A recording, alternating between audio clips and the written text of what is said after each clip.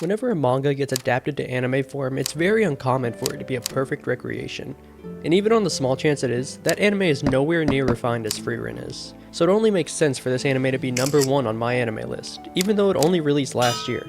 And it holds extremely faithful to the manga, which more than likely contributes to the amount of support Frieren gets. Sitting at over 100,000 reviews compared to Fullmetal Alchemist, which is sitting at over 2.1 million, this anime rose up so fast that no one saw it coming, which in itself is worth mentioning, which I think also contributes to why people enjoy this anime so much. Why Frieren is the perfect fantasy anime.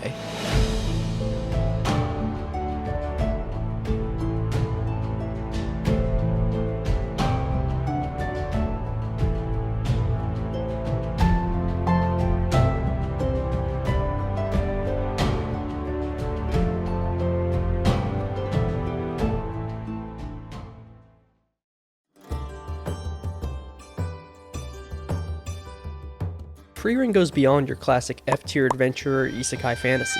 Instead, Frieren focuses more on the what comes after. You see, Frieren is an elf, and being an elf in a fantasy anime, she basically lives forever. Not literally forever, but it might as well be compared to the lives of humans, who only live on average around 80 or 90 years if you're lucky.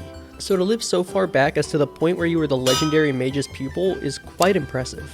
The story doesn't take place on some massive journey to slay some overpowered anime boss, and it's definitely not filled with action around every corner. But instead it takes a much slower pace, making you feel the world around you and forcing you to really take in what's happening. And Frieren isn't on some magical quest to be the most broken MC of all time with spells or weapons, but instead she focuses on collecting more practical or even useless spells. And what's the storyline, you might be wondering?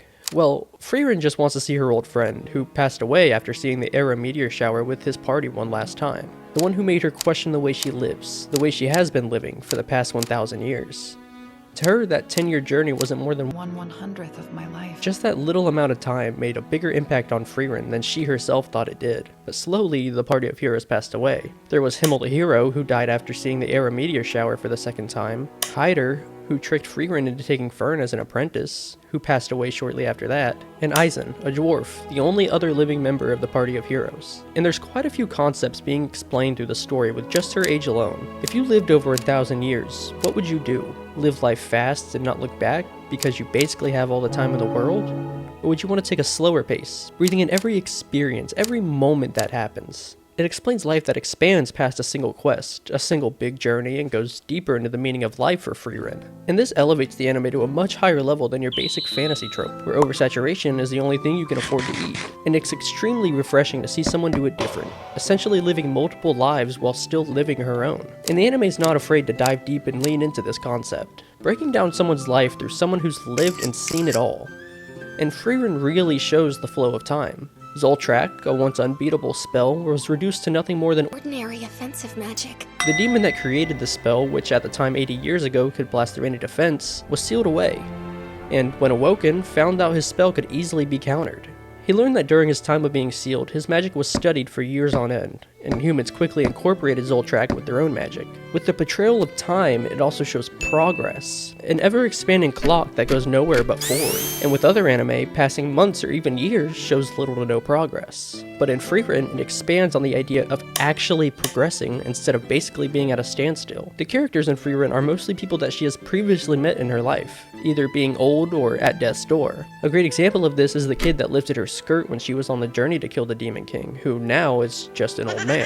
Or how it actually shows her party members dying instead of carrying the trope on of starting a new journey with them and carrying that out throughout the whole series. And we're constantly reminded of how much time has passed, mostly through flashbacks, whether that be showing an old person who was once a child, showing us memories through the hero's journey, or how Frieren constantly mentions how her time with Himmel and her party was. And since this story started after they completed their big quest, the creators get to expand on the aftermath. She's not following some big journey, it's not being dragged out to over 1,000 episodes, but instead is being thoroughly explained with small interactions that make a big difference later down the line. And after their big journey, Frieren left the party to go on her own adventure, which is the pursuit of knowledge to every spell, whether it's extremely overpowered or something as basic as a spell that clears rust off of statues. To her, this whole journey and all the time that passed was nothing more than something she did on a whim, while to everyone else it was a major part of their life. They had multiple chances to learn more about each other and grow with each other. And they won't know what happens after they die or how they'll be perceived in the future, but Frieren will. And what was basically a blink of an eye for her was a lifetime for others. And throughout the story, she realized how little she knew of her friends. I was aware that human lives are short. But this... Why didn't I try to better know and understand you? And she eventually ended up regretting not learning more about them. And after Hyder tricked Frieren into taking Fern on as an apprentice, Frieren started to take the time to learn more about her. As she revisits places of her past stories and tales, she gets the opportunity to experience what comes after, what happens after the big journey. As people live their lives, do their daily tasks, and just sit back and bask in the moment of time, their moment of time. The Frieren of the past would have no issue spending multiple years or even decades focused on a singular task.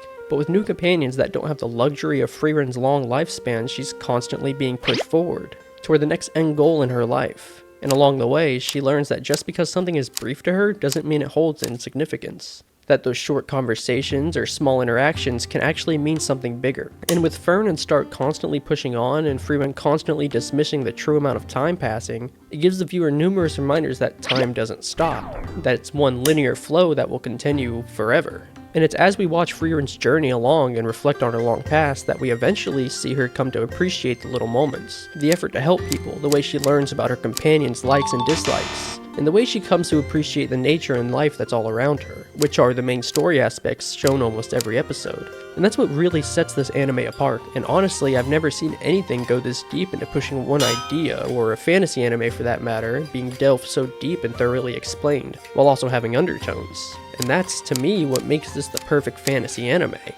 How you get to witness true growth and character development all for such a little task as saying a true goodbye to an old friend.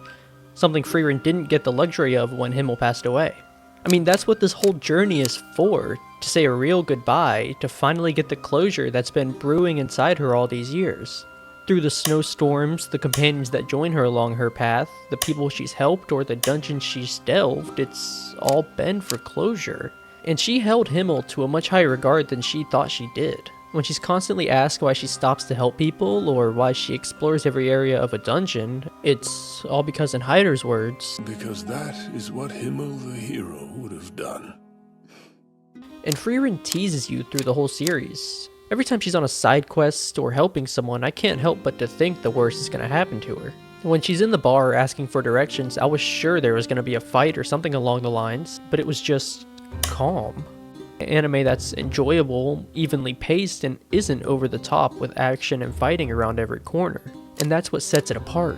People come into this anime expecting non-stop action, not the tranquility this anime examples. But the reason I thought something so bad would happen to Frieren the whole time is more than likely because of ReZero, an anime where everything that can go wrong does go wrong, where Subaru constantly messes up and has to relive traumatic events that at one point sent him into basically a vegetative state, having relived countless deaths, whether that be of his own or the ones he holds closest. And that's just not something you get in Frieren. It's tranquil, it's relaxing, it's an anime where you could take any frame from this series and put it as a picture on your wall. It's perfect.